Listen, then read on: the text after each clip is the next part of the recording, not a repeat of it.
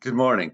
So today's message comes from First Corinthians chapter 8. It's the entire chapter, not a very big chapter at all.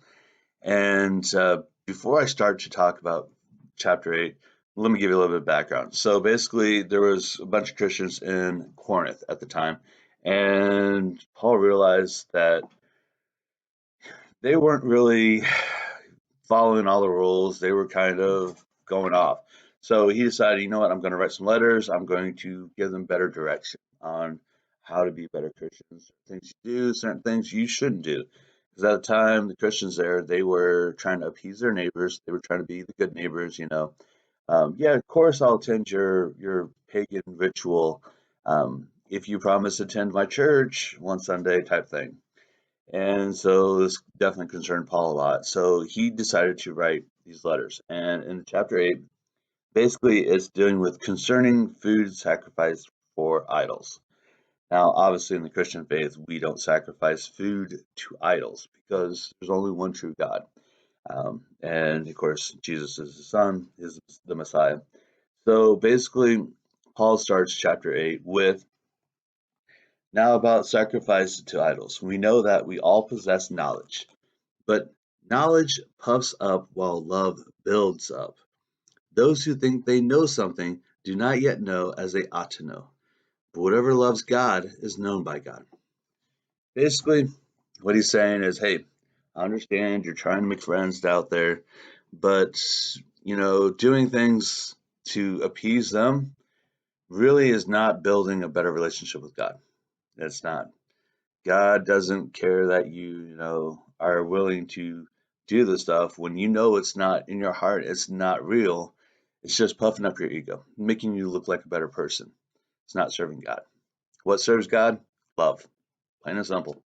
Showing God's love, following the commandments laid down, being that good person.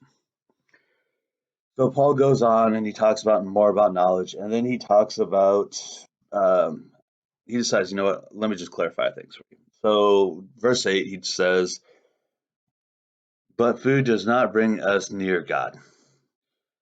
We are no worse if we do not eat, and no better if we do.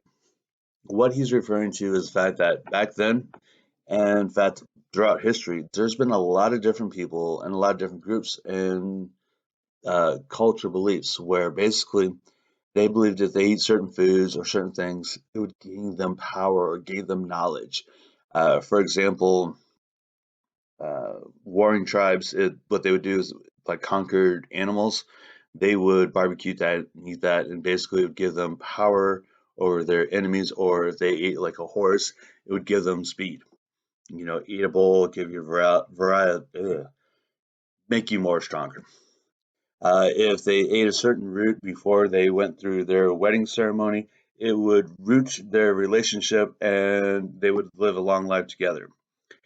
That was kind of the beliefs that they had. And Paul's like, food's food, right?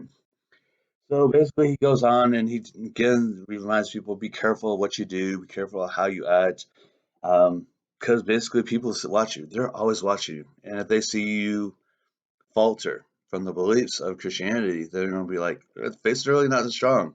Why would I want to go to start following this faith when it's not a strong faith?" And they just basically cower over and bend to the wills of others.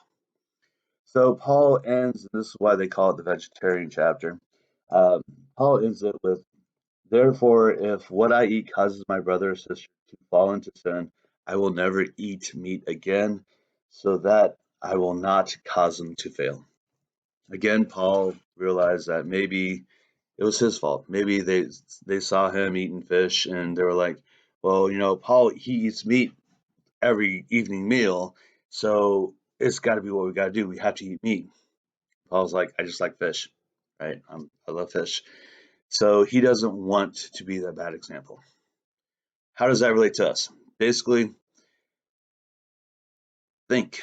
Think before you act. I had a friend who basically told me that in order to become successful at his job, he had to kiss up to the uppers. And what that meant was Friday and Saturday night, he had to go drinking with them. Now, he knew in his heart that basically drinking was wrong. He went through all the examples in the Bible where basically people get drunk, bad things happen. He knew that. but he wanted to appease his bosses. Guess what? He never got his promotion. He always got passed over. He actually left that company after 2 years. And basically, he was in debt because of he was always paying the check. So they realized that basically they had him. Uh, I've seen people who basically say, you know what, I'm a Christian, but in order to, not be picked out or, singled out by the group of people here, I've got to go along with what they're doing. No, right? If you know it's wrong, then it's wrong. Don't do it. Don't agree to something that you know in your heart is not right. So again, what Paul, what I'm trying to say is if you're a Christian and you want to live a better life, make sure that before you do something, you think about it. How's it going to affect your life? Is it going to bring you closer to God, be that better person, or is it going to take you the other way? So I thank you guys so much for watching. I do appreciate all the comments. In fact, before I leave, I do, because as I was creating this video, I was eating my breakfast, which was cereal, and I was thinking to myself, if Paul was alive today, what type of cereal would he eat? So leave down below in the comments what you think what Paul would eat. Would he eat something like Fruit Loops, or, Special K, or would he eat something like Lucky Charms chocolate cereal? Uh, leave them down below. I'm curious to see what you say. Thanks again for watching. Goodbye.